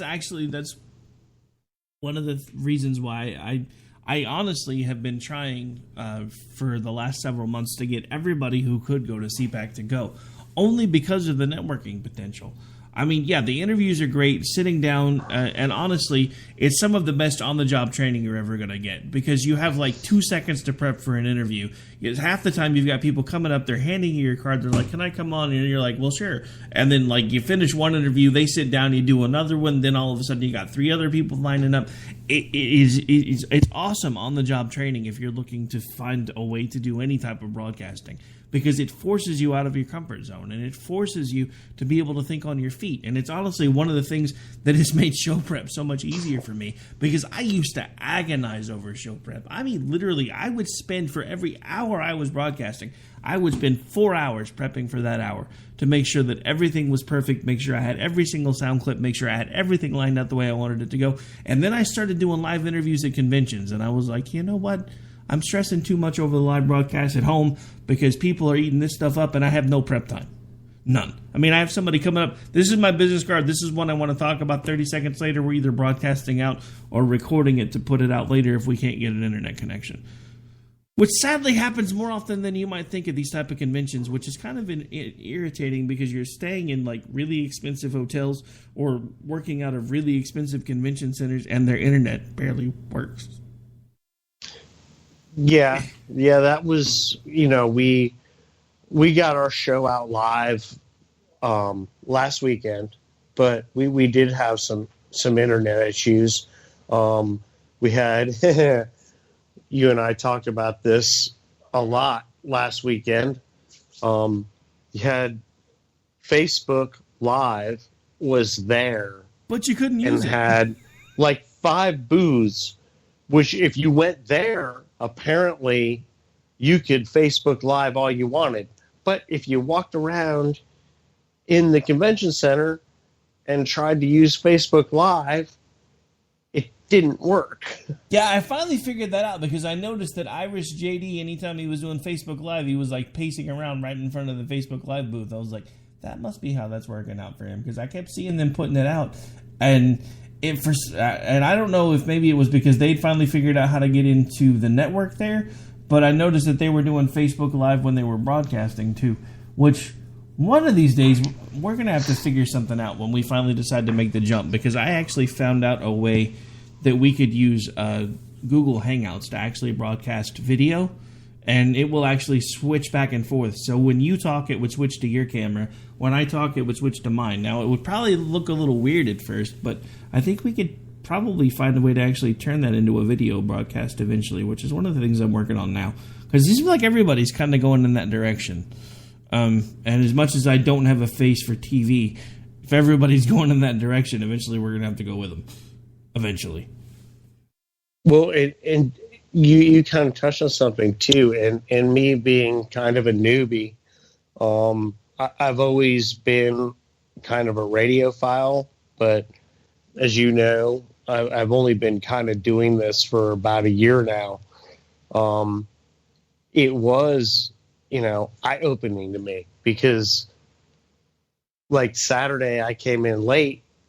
You'd been there already. You've done a bunch of interviews. I got there and you were like, "Thanks a lot, dude. I'm going to go get something to eat now." And you're like, "What?" I was just kind of sat behind the table, and Ann said, "Here's what you need to do with the computer to produce, and here's your first interview." I was like, "Okay, let's go." And it was a blast. But at the same time, I was like, "Oh, crap. Now I'm producing, and I'm sitting behind the mic, and I've never even talked to this person I'm about to interview." And it's almost exhilarating. I mean, it literally is, especially if you're an adrenaline junkie. And for what a lot of folks may not know about me is, previous career choices have instilled in me this love of adrenaline because, it's just something that you basically have to have for some of the stuff that I've done. You can't go kick in a door to serve a warrant on a pickup and not be an adrenaline junkie, because if you don't like the feeling of adrenaline when you're about to do something like that, it's going to make you throw up all over the place. Because you get it's a huge dump, and it's not like the little fight or flight thing you get when you hear a loud noise. If you know you're about to go through a door and you don't know what's on the other side of it, then you have this huge adrenaline drop. So I have always been a bit of an adrenaline junkie, and that's honestly part of what CPAC does for me, because as stressful as it is and as exhausted as I am usually by the time it's over, I live for those moments when you're like, is this going to work? Is this not going to work? Why is this not working? Except for the time the laptop went nuts when I'm trying to get a show out to the California affiliates, because I was like, oh, this is going to suck because I haven't sent them a file at all yet, and I need to get them a file by 2, and they don't have one at all. And then I'm like, and now all of a sudden the laptop's not picking up the sound files. Turns out it was something simple, though. It was just a brand new laptop that I've never used before, so I didn't know it was broken. But, overall, that's one of the reasons why, again, this next year I want to try to get as many people that can and want to come to CPAC because it is a great learning experience. And, even if it's, eventually we start splitting off and going to some of the smaller conventions and don't necessarily go to them all together all the time, that's fine. But CPAC is one that I always want to try to make sure that we send as many people as we can all together to cover everything, because it's honestly the premier convention for conservatives. There are others that say they are, but CPAC is kind of the one that, even the big boys go to CPAC. I don't think I've ever seen anybody like Sean Hannity go to SLRC. Yeah, no. And, some of the people that I saw, Friday I walked into the restroom and there I was standing next to Jesse Waters. Oh yeah, I remember that because I was joke about that. It's just it was a great experience. Like I said, I got there on Saturday. You were doing your show, and I went down and hung out with Stacy down there at the Loftus table and everything else. And then it was like your show ended and I came over and Ann was like, okay, Rick's going to get something to eat. Here's your first interview. And it's like, okay. And it's like, time, I loved it though. I ate that up. I was like, okay, here's my first real challenge. I'm interviewing somebody I've never met before, and I've never sat behind this computer before. And here's how you produce your recorded segment, and it was fun. I had a blast. I really had a blast, and I'm already looking forward to next year, because I know for us as an organization, for us, it's going to be even better. Yeah, I have to admit, I'm already kind of looking forward to it too. But yeah, it was fun. I guess I don't know. To me, it was an odd feeling, because it was just weird. Because if you talk to people individually, it was like they were upbeat and happy that Trump was president. But the whole feeling as a whole was just a little bit off. I got that, and both from talking to you and talking to Stacy. It was just that it was different. Stacy said to me that, she said, I wish you could have been here for CPAC last year. It was just different. She didn't say it was better or worse. I won't say whether she felt, but she said, I wish it was very different. Well, I mean, honestly, I won't go as far as saying some of the things that I've heard some other people say, that, there should have been there should have been elephant balloons and dunk tanks and everything else. But oddly enough, what should have been kind of a victory lap really didn't seem like much of a victory lap. No, I mean, to me, everybody just, I don't know. I've heard people say, "Oh, CPAC was all about Trump." I really didn't see that totally either.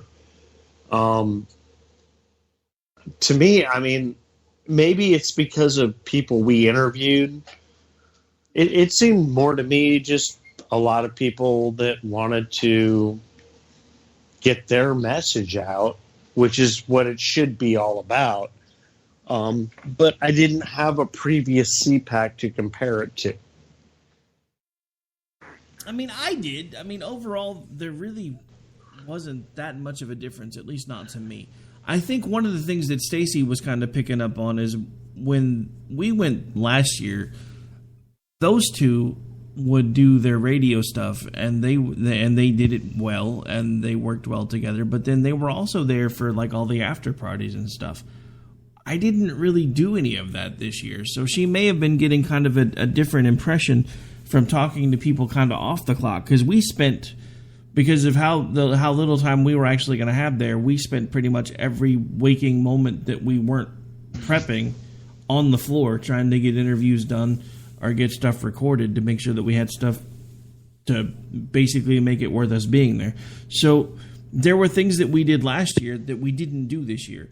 One of the things that I'm hoping happens for next year, when we hopefully get to go back again, is that the Unsustainable Bar Tap Party is back, because that was one thing that I actually did miss. And there were a couple of other parties that really either didn't happen this year or I didn't get an invite for. I'm not much of a partier, so they may have thought I was boring. But, it's just... So maybe that's where some of the weird feelings are coming from, because there was this get-together called RhinoCon that I guess I missed because it happened Wednesday night. And I guess there were kind of some odd vibes there from the jump for a lot of people.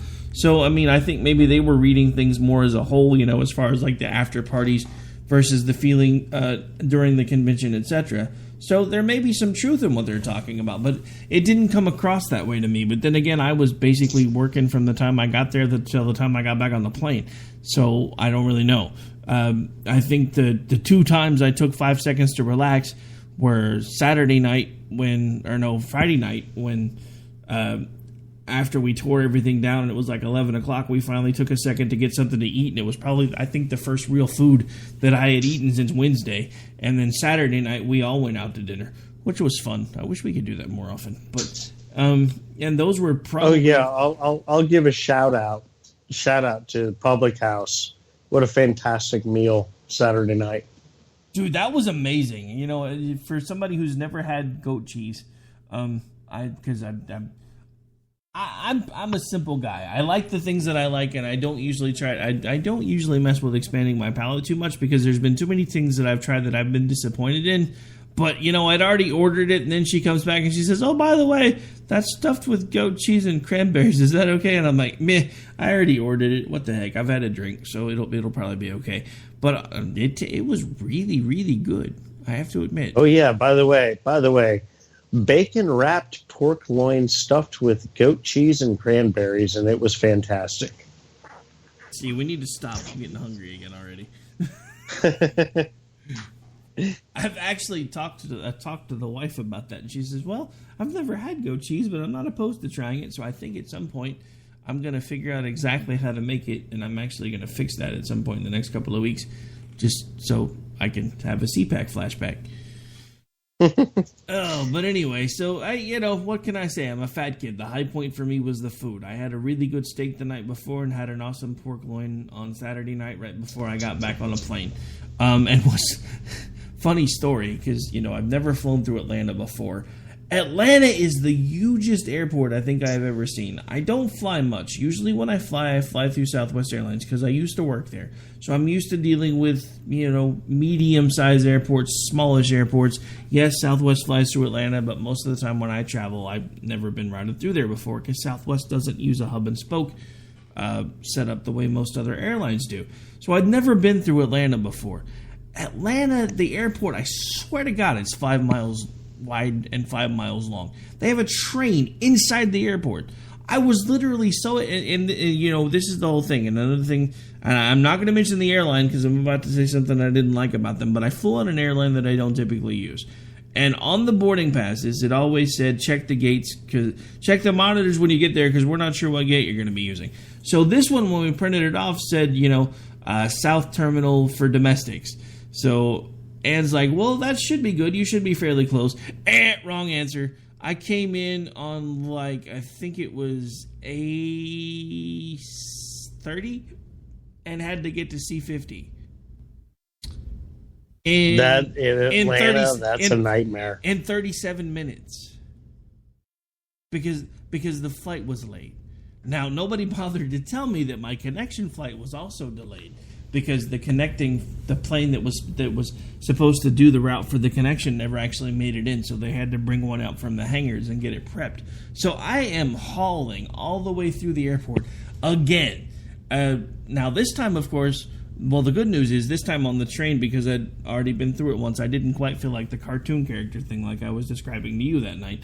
But it was still pretty disorienting. But I was so worn out by the time I got there because, I'm literally thinking I have 37 minutes to get to my flight and I have to go down past 20 terminals to get to the point where I can even get to the train and then hoof it past God knows how many terminals in C because I'd never even been into C yet. And God, I didn't even know that they have 50, 60 gates in each terminal other than T. So, I'm literally going down 30 gates, going down 2 flights of escalator, getting on a train, going over 2 stops, going back up 3 flights of escalators to get back up to C, hoofing it all the way down to C, and then finally get there, and then I realize they're not even boarding yet, so I'm just sitting there for a second, and I swear, by the time I got set down on the plane, I buckled my seatbelt. I was just sitting there, and the next thing I remember, they're waking me up and asking me if I want something to drink. I was so worn out by the end of that trip, I literally fell asleep before we ever got off the ground, and I don't remember taking off. Yeah, Atlanta, I've been through Atlanta a couple times, and it is. It's become the biggest hub for, I believe, U.S. Air, American, and Delta in the country. And those are the 3 biggest airlines. It's actually Delta's home city. They actually started out of Atlanta. Yeah, and it's a huge hub. And I flew through there going to Florida from D.C., and I was amazed. I was like, it's a city. The airport in Atlanta is a city. It's unbelievable. And it was the little things that were kind of creepy because I've been on a Fallout 4 kick for the last couple of months because we've had it for a while, but I don't usually play very many video games. But I have actually kind of made it a point where at least one time a week, I will get away from everything political, unplug from anything connected to the internet, and just do something that's fun. So one of the things that I've been doing is playing Fallout 4. And I remember thinking when I was, because, the first flight out, it was late. So I'm in Atlanta, like, at 10:30, and all these little recordings were coming on. Watch your feet on the escalator. Please make sure that you're doing this on the escalator. Don't make sure you're not don't turn around backwards on the escalator. And it was just weird because it was all these little recordings, and I was like, man, this sounds eerily like the crap that's playing in Fallout 4 when you go into like the little subway tunnels and stuff. And I'm like, this is not cool. And then, public service announcement. Now, granted, I didn't actually think I was going to be making this trip, so it's not anything I could have avoided. But if you can avoid it, one thing that I would recommend that you not do is do not binge watch the whole series of Lost within 6 weeks of getting on an airplane. Very bad idea. And again, not really. Yeah, not really that's my probably fault. not a good idea. Not really my fault because I like I said, I had not planned on going. I literally got told that day, "Here's your ticket. You're coming. Whatever. Don't argue, because we need you there." And I'm like, I really wasn't planning on doing this, but okay. So it's not like I could have avoided it, but literally, like anytime the airplane shook or anytime it made a noise, I'm like flashing back to the scenes where the plane was going down. I was like, I probably really should not have watched Lost right before I got on an airplane. Bad planning. Well, thank God you did, because you do understand how lost I would have been if you hadn't been there, right? Oh yes, I know, and I understand. That's one of the reasons why she had told me that I didn't have a choice. She was going to get me there, come hell or high water. But I mean, there were a lot of things that were going on because I was expecting, because the job that I had applied for was supposed to be filled by now. Apparently, they haven't even started interviewing for it yet, so it's still up in the air.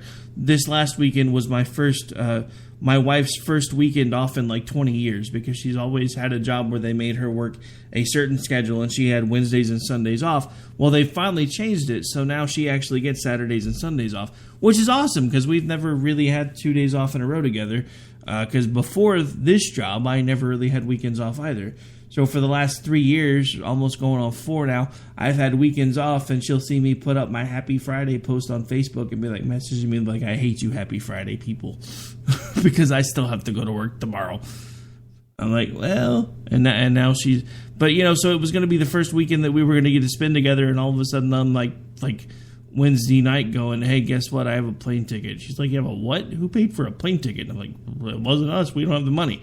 But I'm going to be on a plane. I'm going to be on a plane going to D.C. Thursday. She's like, but it was supposed to be my first weekend off with us together and forever. And you're going to go to D.C. instead? I said, well, you're welcome to try to come with me, but you won't fly. So, yeah, well, that's a problem. Yeah, she hates airplanes. She actually, which is kind of funny because her grandfather was in the military, and then when he got out of the military, actually went to work for an airline as something to do. I don't think it was specifically with the FAA, because he actually was able to fly non-revenue. And usually to do that, you have to work for an airline. But so when my wife's and her sisters were really, really little, her grandmother had this grand idea that she was going to introduce them to flying, which I don't, to this day, and I wish she was around so I could ask her, I don't understand why she made the decision that she made, because if you're trying to introduce somebody to flying, the last thing you want to do is put them on a really short flight, because short flights are scary as, I mean, they literally are, because you go up, you come straight back down. So she had this idea that she's going to put the girls on a plane, go with them, and fly them down to Dallas and take them around for the day, let them see the sights, and they're going to fly back the next day. Well, the girls had never flown before, so they're freaked out to begin with. The flight, because, I mean, Dallas is like a 35-minute flight, so you've got just about enough time to hit your cruising altitude, and then it's time to start coming back down again. And it was really choppy, so like 5 minutes into the flight, my wife's little sister was puking all over the cabin. So she has pretty much been scared to death of flying ever since because she's like, I'm just not going to do it. That was a terrible experience. I'm not getting on a plane. I'm like, and now bear in mind, you know, in the time frame that this has all evolved, you know, I was in law enforcement, private security, private investigations. Then I went to work for an airline, and we could actually literally fly anywhere we wanted to fly for free. I could not get her to go anywhere. I took the kids on a few different flights when I had time before we got so busy that the seats were always full, but I couldn't get her to go anywhere. And that's another reason why I eventually opted to take the job that I have now, because now I have a set schedule, I have weekends off, I have tons of vacation time, so I have plenty of time if I need to go do stuff for this, and I have like every freaking federal holiday off. So in between having tons of vacation time, tons of holiday time, set schedule Monday through Friday, and weekends off, you know, I make it, for where I'm at, geographically located, I make a decent living. I mean, it's not a great living. It could be better. But it's not terrible, and she makes decent money too. So between the two of us, we do okay. But it was funny because I was like, I have this benefit that I'm never really going to get to use because you won't ever get on a plane. So, meh. Yeah, well, I mean, my first real experience with flight was when I was a kid. We lived in Chicago, and we had family in Florida, Naples. Well, we would fly into Tampa and then take PBA Airlines to Naples, which was unpressurized DC-3s. Ooh. Loved it. I, to this day, put me on an unpressurized DC-3. Fantastic. Best way to fly. I'm not okay. So maybe you are a little crazier than me. All right. So believe it or not, we are officially at the 2-hour mark. So anything else you want to say? No. You can find me on Twitter, and I got my old handle back. You can find me on Twitter at Texas Special 1, and you can find me on Facebook at Daniel Wright. And you can listen to me on Wednesdays right here on KLRN Radio on Constitution and Culture with Real Susan Swift. So wait, Texas whatever was actually your original handle? That was my original Twitter handle, and I got it back. So you're in... At Texas Special 1. So you're in North Carolina, but your handle has Texas in it. Yeah, but I play a Texas Special guitar. Ah, see, I knew there was a reason. I didn't know there was such thing as a Texas Special guitar. All right, so anyway, folks, we are officially out of time. Coming up, which actually it's probably already posted, unfortunately, because I keep telling the engineer to drop it an hour later than usual. But you can always go find the Rhino report in our archives because it's probably already posted. That will do it for this particular episode of the Robinson and Wright Show. I will be back with you tomorrow morning for the weekend update. We'll be doing some more information about CPAC and a few other things in the news, giving you my take on the craziness. And then, of course, it all starts over again on Monday at 11 p.m. Eastern. So, yeah, I know I'm a workaholic, but we all know this already. I will talk to you guys later. Take care. Good night. And God bless. I knew there was something else I was trying to say. Anyway, night, folks. It's late. Yeah, it officially is. I'm literally feeling my energy level draining as I try to push this last button.